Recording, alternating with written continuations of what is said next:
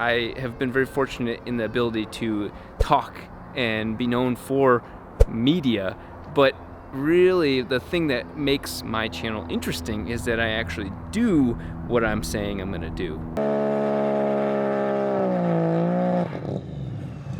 So all of this long-winded stuff is just kind of a preamble to the fact that we're about to hit a crazy number. For those of you wondering, the 4-rotor is moving along. We've got the rear differential in. So when you compare that one to this one, it really makes it a little mind-blowing. That thing is a 10-inch rear differential versus my 48.8 in the 3-rotor and this little guy out of a BMW 318. Those of you on Patreon, massive thank you to you, have made that possible, and I've shown you all of the secrets that are going on right now. The 4-rotor is under the knife, completely getting cut into pieces, and what better way to do that by kicking this off with 1,000 horsepower.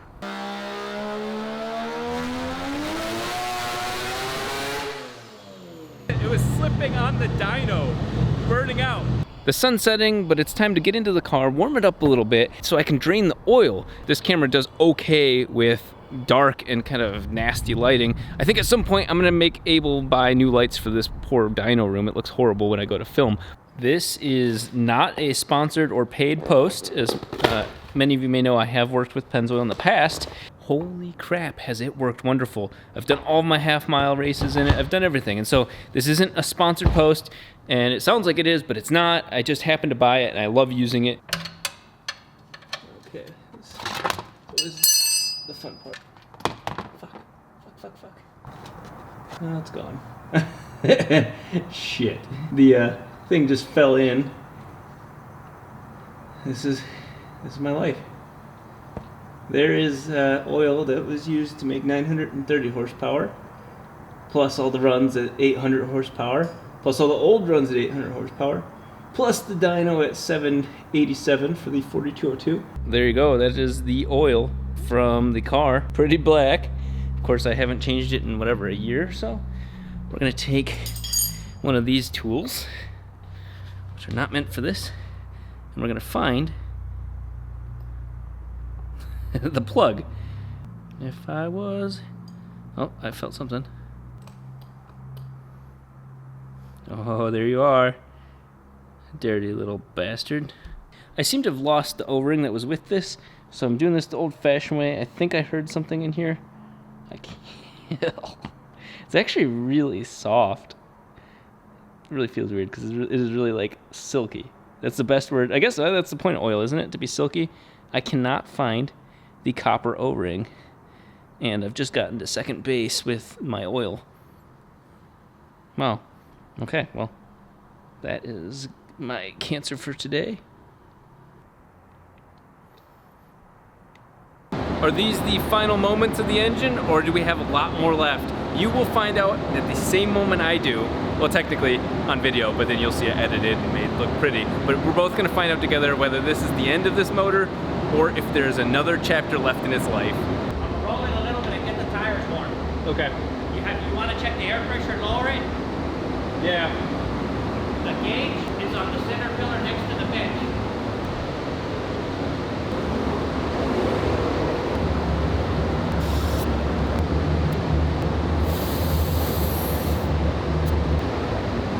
Both 18.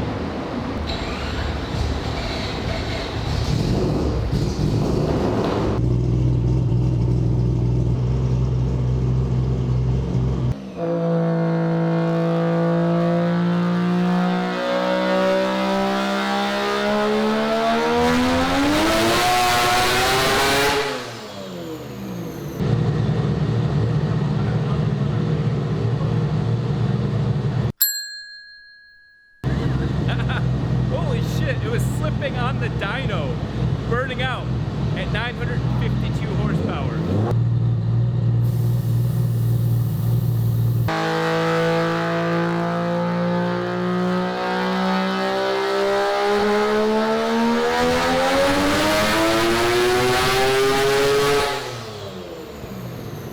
So that run, it started going nuts and then it dropped off, and I'm not exactly sure what's going on. We're looking for wastegate leaks because the wastegate seemed to not be working, or at least not fire off. We're trying to figure out what's going on right now, but of course This is the first time we've ever actually had issues while dynoing the car.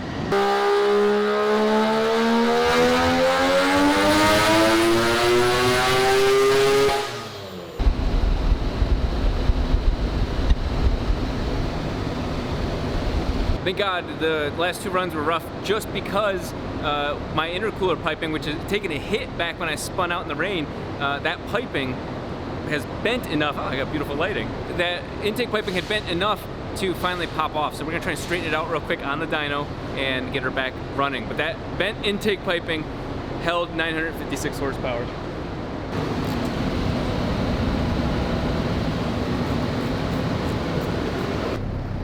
Yeah, so this is what's causing the problem right there. Oh, that's fun. What can be done?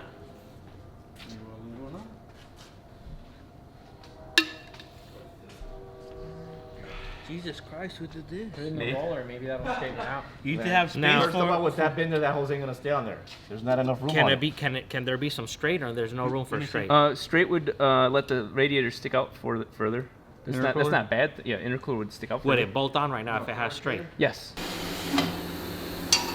There's the culprit right there. Like I was telling the guys, as soon as I would wrench on it, it would just bend further. Look at all those bends. This is 900 horsepower capable, but not 1,000.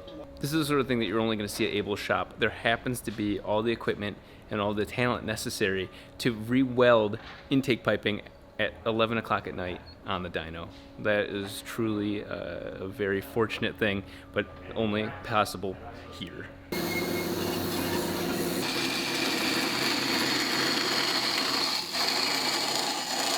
You've seen quite a torturous life, little guy. Comes to an end.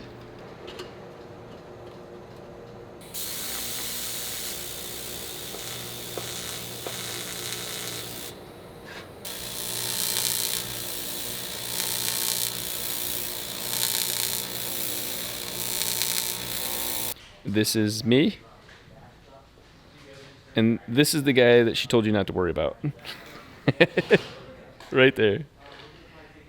Oh my God, we're in business. So we've gotten the AccuFab clamp on, but now it's time to get this beast. This part sucks ass. Oh, this side? Oh Jesus, that is really... I'm gonna set the camera down. Huge thanks to Isaiah for making this possible.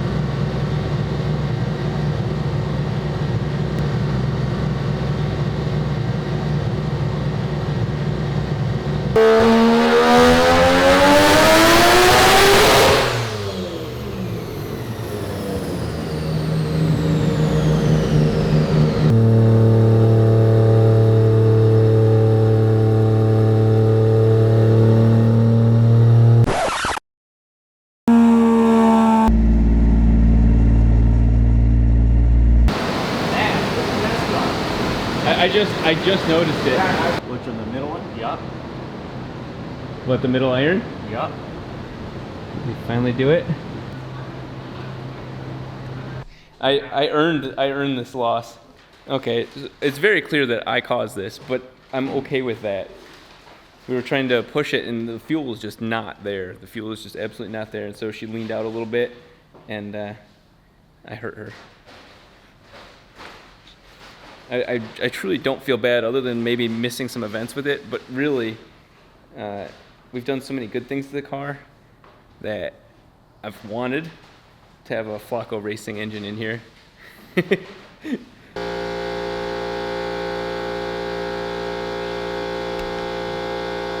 I think it's about time to call it. As much as I want to hit 1,000, I think it's important that we pull the engine. You know, like I said, there's something going on with the front rotor, and this thing has done a phenomenal job this whole time, but things are starting to act a little weird, and I don't want to make anything too catastrophic. So I think it's time to pull the motor.